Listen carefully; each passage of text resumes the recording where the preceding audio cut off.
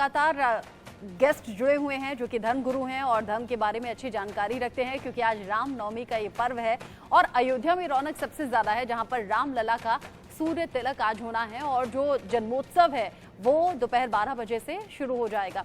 महंत रामदूस दास जी, क्योंकि जो हम बचपन से सुनते आए हैं कि 12 बजे के बाद तो पूजा पाठ होती नहीं है, लेकिन आज रामनवमी के दिन, इस खास दिन में दोपहर के 12 बजे से ये जन्मोत्सव की शुरुआत और उसके बाद पूजा अभिषेक, इसे कैसे देखें और सूर्य तिलक को लेकर आप क्या कहेंगे?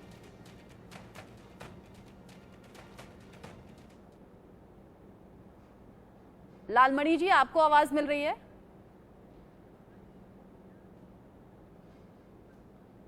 रामदूत जी, आवाज आपको मिल रही है? शायद आवाज उन तक नहीं पहुंच पा रही है। एक काम करती हूं, रामदूत जी, आवाज आपको मिल रही है क्या? अनम्यूट कीजिए खुद को, शायद आप म्यूट हैं। आपका ऑडियो में ठीक कराती हूँ। इतने में योगी हितेश्वर नाथ का मैं रुख कर लेती हूँ, जो कि बड़े रामलला को लेकर खूबसूरत गीत भी गाते हैं और जो उनकी भक्ति की महिमा है वो खास तौर पर नजर आती है। तो क्यों ना कोई भजन हो जाए, कोई गीत हो जाए। आज रामलला को लेकर बड़ा रौनक, बड़ा उत्साह का माहौल है। बहुत सुंदर बात आपने कही है, बड़ा ही उत्सव का दिन है और ये 2024 तो सच में उत्सव का दिन है। नौमी तिथि मधु मास पुनीता, शुक्ल पक्ष अभिजित हरि प्रीता, मध्य दिवस अति शीतल धामा, आवन काल लोक विश्रामा, बोले पिंजरे कपे तारा मेरे, बोलो राम बोलो राम बोलो राम मेरे, बोलो राम बोलो राम बोलो राम। अभी आपने एक प्रश्न किया था आचार्य जी से कि दोपहर के समय में भगवान की पूजा की। मैं बताना चाहता हूँ, इंडिया न्यूज चैनल से समस्त देशवासियों को बताना चाहता हूँ, ये इसको जानना भी चाहिए। भगवान श्री कृष्ण का जन्म अर्धरात्रि में 12 बजे हुआ था और भगवान राम का जन्म दोपहर के 12 बजे हुआ, इसलिए 12 बजे का महत्व है। अभी 12 बजे आपके चैनल पे भगवान राम का जो सनातन धर्म प्रणाली है, जो बाबा तुलसीदास ने लिखा है, जो वाल्मीकि जी ने लिखा है, वो ये है कि 12 बजे दोपहर में भगवान का जन्म हुआ था। ये मैं आपको बता, इसलिए दोपहर में पूजा का महत्व है। जो आपने कहा 12 बजे पट बंद हो जाते हैं। अब पावन चैत्र का महीना है, नौमी तिथि है और शुक्ल पक्ष और भगवान का प्रिय अभिजीत मुहूर्त आ रहा है। दोपहर का समय था, बहुत सर्दी ना थी और न बहुत धूप थी। मौसम आज आप देखिएगा इंडिया न्यूज चैनल के सभी, मैं बताना चाहता हूं दर्शकों को कि आज का मौसम देखिए, जो सुबह से आप देख रहे हैं ना, कितनी मस्त हवा चल रही है। आहा, सच में ऐसा हमें ऐसा अंदर से एक फीलिंग आ रही, महसूस हो रहा है, अभिव्यक्ति हो रही है कि भगवान राम 12 बजे आज दोपहर में इंडिया न्यूज चैनल के माध्यम से पूरा देश उनके प्राकट्य को देखेगा। भाई प्रकट चिताला दीन दयाला कौशल्या हितकारी, हर्षित महतारी मुनि मनहारी, अद्भुत रूप विचार। आज उसी अद्भुत रूप का दर्शन करेंगे और मैं धन्यवाद देना चाहता हूं इस देश के ओजस्वी तेजस्वी प्रधानमंत्री नरेंद्र मोदी जी का, जिन्होंने आज का दिन हमको शुभ कर दिया, इतना शुभ कर दिया कि जो 22 जनवरी को हमने देखा और आज वही दिन पुनः में इंडिया न्यूज के चैनल मुझे अच्छे से याद है, आप तो स्टूडियो में आए थे और आप तो नाचने लगे थे खुशी के मारे। और आज वो भव्य तस्वीर भी हमारे सामने आएगी जब सूर्य तिलक प्रभु रामलला का होगा। और अभिषेक हमारे साथ जुड़ गए हैं अयोध्या से। राम मंदिर के बाहर की रौनक थोड़ी देर पहले अभिषेक की भेजी हुई रिपोर्ट में हमने देखी। अभिषेक, आप भी पूरी तरह से राममय हो गए हैं। जी हाँ, बिल्कुल, यहाँ का पत्ता पत्ता कण कण राममय है और आज भगवान श्री राम के जो जन्मोत्सव को लेकर जो तैयारियां हैं, उसके अलावा जो भव्यता है मंदिर की, वो और बढ़ गई है। त्रेता युग में जिस तरह भगवान श्री राम अवतरित हुए और फिर कहा जाता है कि उस वक्त 1 महीने तक, यानी 1 महीने तक भगवान के मस्तक पर तिलक की तरह सूर्य की कृपा रही थी, और शायद आज वैसा ही कुछ दोबारा उसी दृश्य को दिखाने के लिए यहाँ दर्शकों को भी और ख़ास तौर पर भक्तों के लिए मंदिर ने भी वही इंतज़ाम किया है। कल इसकी टेस्टिंग की गई थी, यानी टेस्ट ट्रायल किया गया था, जिसमें सभी खगोल शास्त्री, वैज्ञानिक बाकायदा अंदर मंदिर के मौजूद थे, और उन्होंने कोशिश की कि उसी को दोबारा, यानी तकरीबन 4 मिनट का वक्त होगा जब तक ये सूर्य तिलक भगवान के माथे पर नजर आएगा, और उसे लाइव तस्वीरों के माध्यम से हम अपने दर्शकों को भी दिखाने की कोशिश करेंगे। यहाँ पूरी अयोध्या नगरी में अलग अलग जगह पर एलईडी जो लाइट्स कहा जाए एलईडी स्क्रीन्स लगी हुई हैं, जिसके जरिए उसका लाइव प्रसारण भी दिखाया जाएगा। और क्योंकि त्रेता में जब भगवान श्री राम का अवतरण हुआ था, उसी वक्त आज रामनवमी के समय भी उसी नक्षत्र में, उसी विधि के दौरान भगवान को उसी तरह से दिखाने की कोशिश की जाएगी। और उनके माथे पर और एक दिलचस्प बात और कि पहली बार ऐसा है कि इससे पहले भगवान के श्रृंगार को पर्दे में किया जाता था, लेकिन आज रामनवमी के अवसर पर खास तौर पर भगवान के श्रृंगार को भी पूरी तरह से सबको दिखाते हुए किया गया, यानी पर्दा हटा दिया गया। भगवान का किस तरह से तिलक किया जा रहा था, किस तरह से भगवान को निभाया जा रहा था, उनका पूरा श्रृंगार किया जा रहा था, ये पूरा श्रृंगार भी उसी तरह सबको दिखाया गया। कहाँ से आए आप? बिहार से आए सर। भगवान के रामनवमी पर दर्शन हुए? बहुत अच्छा से दर्शन हुआ था भगवान, बहुत सुंदर है। बहुत सुंदर। जय श्री राम। धूप, गर्मी और ये मौसम, ये किसी तरह भी भक्तों को रोक नहीं पा रहा है। देखिए पूरी तरह आप देख सकते हैं कि भजन कीर्तन गाते हुए भी लोग यहाँ से गुजर रहे हैं।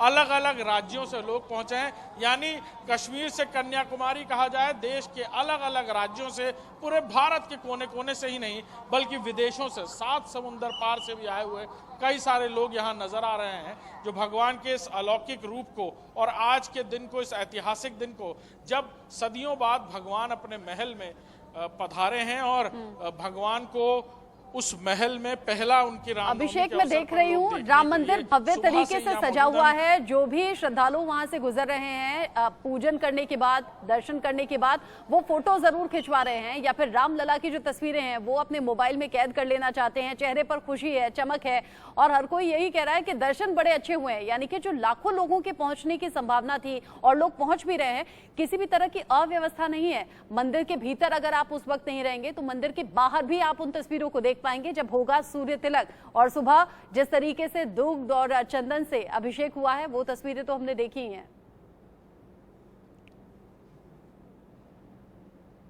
हाँ, मंदिर के अंदर व्यवस्थाओं को बहुत चाक चौबंद रखा गया है। सुरक्षा के लिहाज के अलावा अगर बात की जाए तो अंदर जो लोग हैं उन्हें असुविधा ना हो, इसको लेकर आप सामने दे सकते हैं कि जो रेलिंग्स हैं, जिन्हें फास्ट लेन रेलिंग्स का नाम दिया गया है, जहां लोग जो पैदल दर्शन करने वाले लोग हैं, देखिए कितनी आसानी से, सुगमता से अंदर जा रहे हैं और दर्शन पाकर वापस आ रहे हैं। अंदर एक स्कैनर मशीन लगी हुई है, वहां से वो लोग गुजर रहे हैं, उनको स्कैन किया जा रहा है। सुरक्षा के लिहाज से चप्पे चप्पे पर पैरामिलिट्री फोर्सेस के जवान, यूपी पुलिस के जवान यहाँ पर मौजूद हैं। ड्रोन से निगरानी रखी जा रही है। अलग अलग तरीके से जो सर्विलांस है वो किया जा रहा है ताकि किसी भी तरह की कोई संदिग्ध परिस्थिति। सुरक्षा की जहां तक बात रही, वहीं लोगों के लिए सुगमता, सरल और आज भगवान के दिव्य दर्शन को अलौकिक और यादगार बनाने के लिए ये अलग लाइन सिस्टम यहाँ तैनात किया, मतलब बनाया गया है। यहाँ रेलिंग्स लगाई गई हैं ताकि रेलिंग्स के जरिए लोग सीधे भगवान के दर्शन कर पाएं और सीधे अंदर जाकर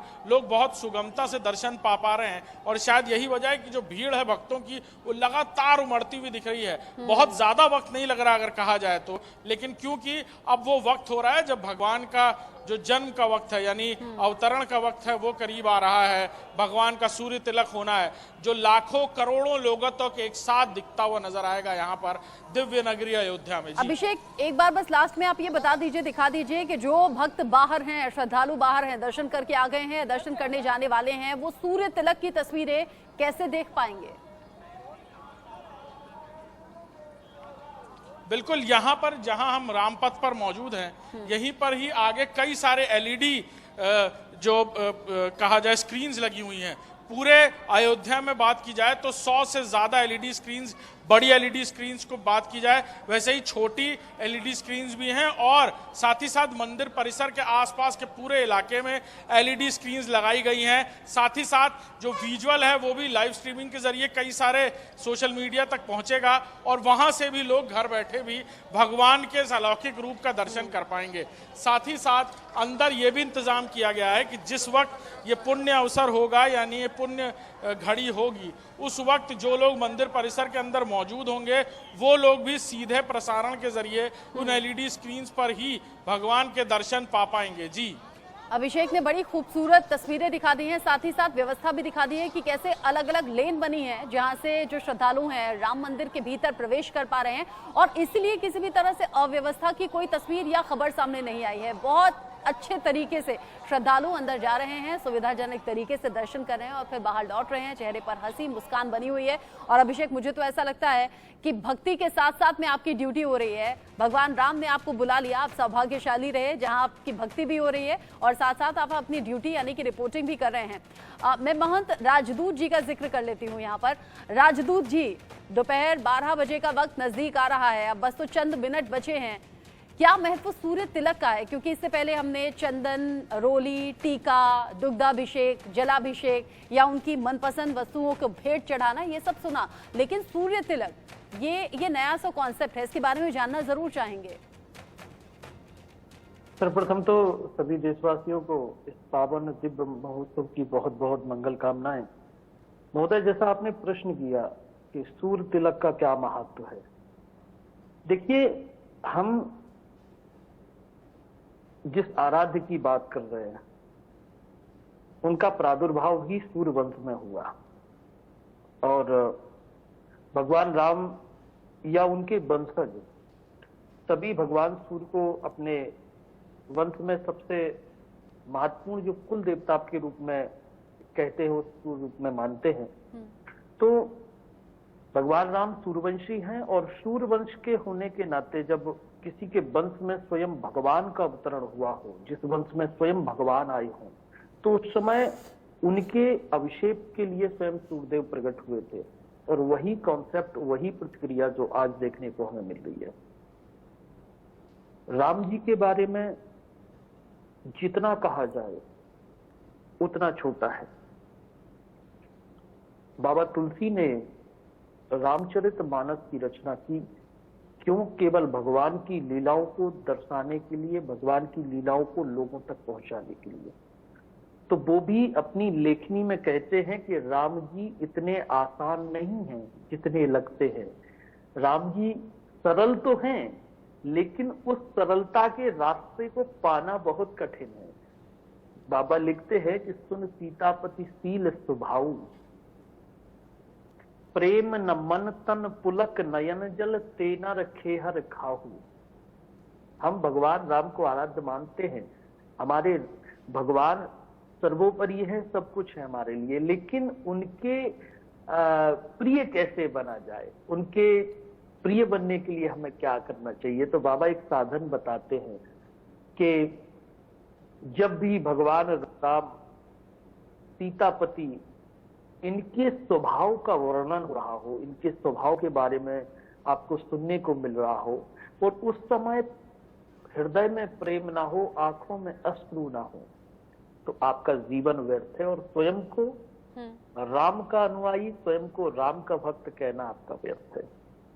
तो राम जी को रामनवमी हम मनाएं, दशहरा मनाएं, या राम मंदिर की बात करें, लेकिन मुख्यता यहाँ जो होती है, आज देखिए, ये महोत्सव के साथ साथ एक जिम्मेदारी भी है कि हम राम जी को पूरे विश्व पटल पर रिप्रेजेंट कर रहे हैं। विश्व पटल पर हम राम जी को अपने आराध्य के रूप में, बिल्कुल ठीक आप कह रहे हैं। और जो आपकी बातों का राजदूत जी जो इंडिकेशन है वो ठीक वैसा ही लग रहा है रामदूत जी, जैसा कि प्रधानमंत्री नरेंद्र मोदी ने थोड़ी देर पहले जो वीडियो पोस्ट किया उसमें जो टाइटल उन्होंने लिखा है, जो शब्द उन्होंने लिखे हैं, वो ये कि भगवान राम भारत की आस्था हैं और भारत का आधार हैं। इसी बात का जिक्र आपकी बातों में भी नजर आ रहा है। अभिषेक हमारे साथ अयोध्या से लगातार जुड़े हुए हैं। उन्होंने बताया व्यवस्था क्या है, जो लोग मंदिर के अंदर रहेंगे वो भी और जो मंदिर के बाहर रहेंगे वो भी कैसे एलईडी स्क्रीन के जरिए आज सीधा तस्वीरें देखेंगे रामलला के सूर्य तिलक की। थोड़ी देर पहले अभिषेक ने एक रिपोर्ट भेजी है, जल्दी से अपने दर्शकों को दिखा देते हैं। के रामनवमी को दर्शन करने देश विदेश से लोग पहुंच रहे हैं। 7 समुंदर पार से, कतर से हमारे साथ मौजूद हैं। आप पहुंची कहां से हैं? मैं कतर दोहा से आई हूँ। आज खास तौर पर रामनवमी को दर्शन करने, रामनवमी पे भगवान राम के दर्शन करने के लिए मैं पहुंची हूँ यहाँ पे। अपने पति के साथ यहाँ आई हुई हूँ और मैं इसके पहले भी आ चुकी हूँ कई बार, लेकिन रामलला को मैंने टेंट में ही देखा था। आज जब मैं देख रही हूँ इस मंदिर में विराजमान है, मुझे लग रहा है साक्षात राम जी बैठे हुए हैं और मैं हृदय से बहुत ही भाव विवल हूँ।